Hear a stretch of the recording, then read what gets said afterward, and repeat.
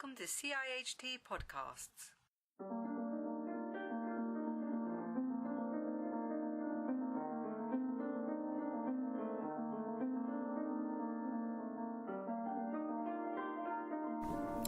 So welcome to this CIHT podcast. I'm your host, Justin Ward. Over 1 billion people globally experience disability. That's 1 in 7 people. So how do we ensure that transport is accessible and inclusive around the world? I'm delighted to be speaking with Charlotte mcclain, nhlapo, who's the Global Disability Advisor at the World Bank. Charlotte, welcome. What does exclusion look like in the context of transport for people with disabilities, and what sort of challenges are out there? Hi, Justin, and thank you very much for having me. So I think it's important to just say that exclusion in the transport sector for people with disabilities looks very different depending on the kind of disability you have. It's also very different in terms of where you live, what kind of mode of transport you're using. Are you using public transport? Are you using private transport? That said, I think there are some universal challenges.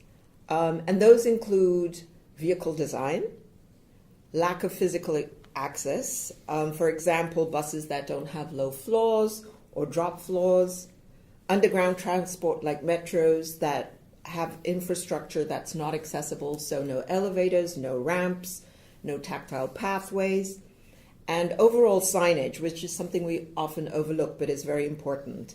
The other challenge that persons with disabilities experience in terms of transport are the travel chain gaps, and that's a very important aspect for them.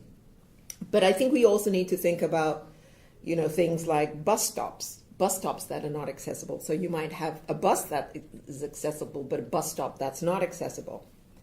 The flip side of that is that we also have reports of how drivers may not stop at stops for persons with disabilities. Or in some cases, and we've heard this a lot in developing countries, in some cases persons with disabilities are charged additional fare to accommodate their assistive devices in the mode of transport. So obviously there's that issue around cost. The other point that I want to mention in this regard is poor road conditions. And this can present challenges for persons with disabilities. I mean, think a bit about pedestrian walkways that often don't have curb cuts, or footbridges that are too narrow and would disallow people with wheelchairs to travel along them. And I think this is important when we think about seamless pathways for mobility impaired users. The other issue that is a challenge for persons with disabilities writ large is that of increased travel time. And then I think related to that is the infrequent or restricted paratransit. In many places you have the alternative of paratransit, but we also know that paratransit is often unreliable, and usually something that's very difficult to use. One other point that I do want to mention as a major challenge is cost, and that's often cited. I mean, I mentioned the fact that persons with disabilities often have to pay additional costs. But I mean, I think, the other point to think about here is that persons with disabilities often have to pay more for transport because they are opting for private modes of transport because public modes of transport are inaccessible. And so it's easier for a person to jump into a car, pay a driver to take them from point A to B, than try to get into a bus that's inaccessible. So there is an additional cost related to the fact that transportation is inaccessible. And this is important because it's quite a paradox, actually, because the research also tells us that persons with disabilities are amongst the poor. And so if you've got a situation where people who already are poor, households that are already poor, then have to pay more for transport, the economic shocks to that are quite huge. And then last but not least, you mentioned in the introduction that persons with disabilities, there are at least 1 billion people with disabilities, which makes it about 15% of the world's population. And so to not think about including 15% of the world's population in transport systems seems like not a very sensible thing to do. The other thing to think about is when we don't include persons with disabilities in transport systems, we exclude them from moving around, from contributing to society, from accessing services, from exploring opportunities, from going to school, going to work, going to the hospital, really basic things that many people take for granted. But I think also it's also very important to recognize by not having accessible transport, you further disable people with disabilities in the sense that you don't allow them to live independently. And that's a very important aspect of being disabled, is to be able to live independently. And what are the drivers for inclusive transport, and what does particularly the World Bank worry about when programming its road transport projects? So the drivers for inclusive transportation are many, as you can imagine. They include universal access, universal design, good policies, strong regulatory frameworks that require transport systems to be accessible to all, training of staff, training of designers on what it means to be inclusive and accessible, and I think that that's a very important piece. Good planning based on solid analysis on what works. Those are all drivers. To your second point, what does the bank worry about? I think one of the things that we worry about is ensuring that everybody has access to transport systems, and we recognize the fundamentals of transport systems as connectors to opportunities, as vital parts of accessing markets, accessing services, participating in social activities, and being an engaged citizen. We worry about the proportion of income spent on poorer households, as I mentioned. We also worry about the impact on local air pollution, on how new transport systems fit into ecosystems that they're being built into. So the environmental aspects of that. We worry about safety. We worry about meeting the challenges of the new urban agenda, which calls for accessible, affordable, and safe public transport. For the bank, we see transport as an enabler rather than an impediment to poverty reduction and social inclusion. And we see accessibility as essential to the World Bank's mission of ending poverty and boosting shared prosperity. And you lead the global disability agenda at the World Bank. And so what is the World Bank doing to ensure that the transport projects it supports capture the demands and needs of disabled people? So there are a few things that the bank is doing to support inclusive transport systems. The transport sector has been ahead of the curve in thinking about social inclusion. A great example of this is a project in the Pacific region, an infrastructure facility project, where the bank partnered with donors and other groups and produced a report on improving accessibility in transport infrastructure projects in the Pacific Islands. And what was important about this project was that it delivered technical guidelines. It produced auditing tools that can be used to see how accessible is the project, and provided recommendations for decision makers. And that's very important when decision makers may not even be aware of the fact that accessibility features need to be put in place.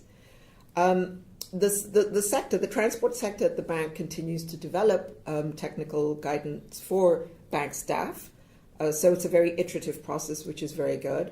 But they're also very engaged with various partners, and that's important because it keeps them relevant. It keeps them learning about what are the new changes, what needs to happen, what works and what doesn't work. As the Global Disability Advisor, I led work on developing a disability inclusion and accountability framework for the bank. And this framework highlights the importance of accessible transport. And more recently, our CEO, Kristalina Georgieva, announced 10 commitments to further advance disability inclusion at the World Bank. with an explicit commitment to ensuring that all urban mobility projects financed and all rail projects that support public transportation services are disability inclusive by 2025. And these announcements were made at the Global Disability Summit that was hosted by DFID, by the International Disability Alliance, and the government of Kenya in London last July. And technology and innovation are changing the complexion of transport for everyone. How can advances in technology particularly help disabled people travel? So technology is already proving to be a game changer for persons with disabilities in terms of transport, with one caveat is that it has to be accessible. So the technology itself has to be accessible. And the range of options are quite stark. Think about autonomous driving vehicles. I mean, that's really cutting edge. That shows us that technology can and will change the lives of persons with disabilities. But we're also seeing a huge number of apps that can be used to follow frequency, that can be used to look at delays in public transport, and perhaps less innovative but still technology, the basics like having elevators. Those are all very important aspects of ensuring that people have access to transportation. So looking at different types of platforms. And then increasingly we're seeing artificial intelligence being used for accessibility and certainly for people who are blind, it's been quite transformative. They're able now to use various forms of artificial intelligence to navigate cities, to navigate roads. So there's a lot happening in this space, and it's very exciting. And sometimes disabilities aren't apparent, they're hidden disabilities, if you like. And could you explain how well you think we manage these both in a developed and developing country context? So this is a very important question, and one that I think we quite frankly do not address satisfactorily. So no, we don't do as well as we should in terms of supporting persons with hidden or invisible disabilities, and we need to be better aware of what the issues around transport and persons with hidden disabilities looks like. We need to know more about how do we design or manage transport systems for people on the autism spectrum who might encounter triggers during their travel. How do we ensure that the needs of deaf people are embedded in the transport systems, in announcing of arrivals and departures? We need to think about issues around safety. But beyond all of that, we need to think about accessible transport as the right to movement. We need to think about accessible transport in the context of the right of association, the right to participate, and that's all contingent on being able to move. And this is well spelled out in the UN Convention on the Rights of Persons with Disabilities that has been ratified now by 178 countries. In the UK, the Disability Discrimination Act seeks to protect people with disabilities. To get to this point involved a historic civil rights campaign involving over 100,000 people, and as a result this act has improved the lives of people with disabilities. So a strong legislative and policy framework is important. How strong is this across the developing world? So that's a great question, and I think having strong legislation is really a fundamental block for addressing disability rights writ large. And if you have good legislation, it often refers to aspects related to access to transportation. But legislation is just one part of the puzzle. I think what we then need to think about is enforcement mechanisms, so that legislation is in fact implemented, and where it's not implemented, that there is some form of recourse, because that's really important. To your question on how wide is this approach in terms of legislation in the developing world, we've seen since the ratification of the UN Convention on the Rights of Persons with Disabilities an increased number of countries that have put in place legislation similar to the one you mentioned, and similar to the Americans with Disabilities Act.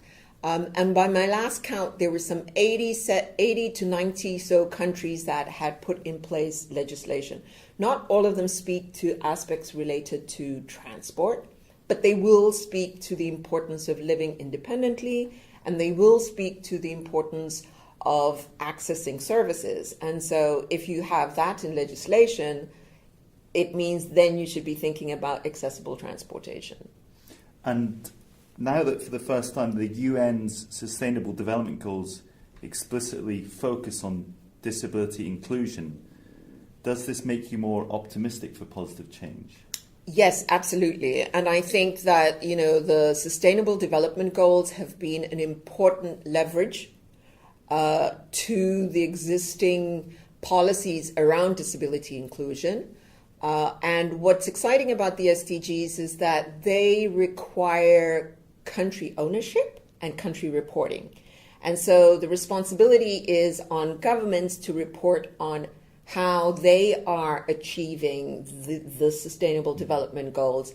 And with the explicit reference of disability in the goals means that we will see more reporting, more awareness, and hopefully more impact in relation to disability inclusion. And does this direct sometimes where the money goes as well? Will that have an impact on that?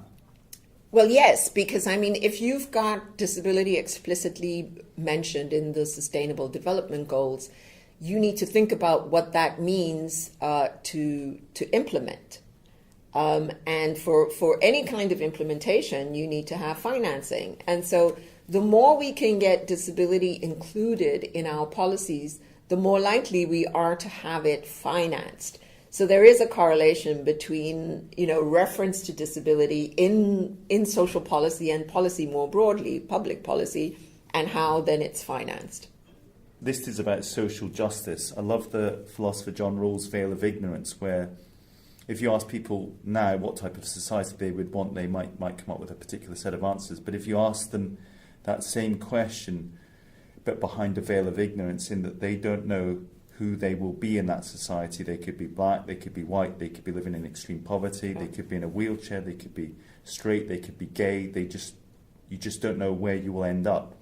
And his concept was that if you applied that thought experiment to society, you would create an actual much more just and fair society. Now, I don't think we could ask all our transport planners and our city developers and our politicians to act with that thought. So therefore, how do we overcome the barriers to make sure that we do actually create societies that are fairer and more inclusive? Is that about giving a voice? Look, I think it's about giving a voice, absolutely. But I also think it's about a better understanding that diversity is part of our human experience. Right. And I think it's also about understanding that, disability can come, the onset of disability happens at many, many different stages of life. People are born with the disabilities, people acquire disabilities later in life, and then there's disability that comes in with the onset of aging. So it's a part of our lifespan, and for us not to plan for that seems very limiting from a planning point of view. And then I think it's also important from the perspective of looking at road safety to think about how many people become disabled as a result of road safety not being at its best. So I think there's definitely some connections there. And the Department for International Development and the Department for Transport in the UK are organising what I think will be a fascinating session on disability inclusive road transport at the World Road Congress in Abu Dhabi in October this year. What messages would you hope this session can deliver? Well, first of all, I'm really excited that this session is happening. I think it's really important. And the key messages that I would like to deliver is that universal access in transport systems is both an economic imperative, but it's also the right thing to do. Universal design in the transport system means that everyone can use it, and that it's not just people with disabilities. The spillover effect means that older people can use it, that parents with small children can use it, that parents who have strollers can use it. It really just makes good sense. I think it's also what the other message that I would also like to take across or put across is that we need to look at safer, more reliable, more affordable, and more accessible transport. And the examples are infinite. Finally, I would just say that for me, accessible transport systems are just good design and benefit, as I said, a whole range of people. And how can organisations like PIARC, the World Road Association, take a leading role in better road transport accessibility and mobility for disabled people? So, well, I think this is one way of doing it, starting the dialogue. That's really important. It's a very good start. It starts a global conversation. It helps us change mindsets, and I think that that's a large part of getting this piece right. And hopefully it leads to a better understanding of the global pulse in terms of accessible transport systems. I think, PIARC and the World Road Association could start looking at aggregating global data in terms of access of current usage of persons with disabilities to better understand who is using transport systems, what type of challenges are people with disabilities encountering. In short, taking stock of what the transport landscape looks like for people with disabilities, I think, could be very useful. And then I think recognizing that accessible transport is an integral part of design. That, to me, is fundamental. And in so doing, then supporting that by providing training, guidance, and then very importantly, monitoring. Because I think we learn from our monitoring and we can build it back into programs as we advance. And then the other thing that I would say could be a leading role for PIARC and for the World Road Association would be to take this issue on and harness the full potential of good practices. Because there are some good practices. We're not starting from scratch. There are solutions. The issue now is just making it part of the way we do normal business. And then lastly, but perhaps most importantly, is to explore partnerships with the users. So to explore partnerships with disabled people's organizations, because they understand what are the challenges when it comes to using public transport. Well, thank you very much. So that was a CIHT podcast with Charlotte mcclain, nhlapo, Global Disability Advisor at the World Bank. Thank you, Charlotte. Thank you, Justin.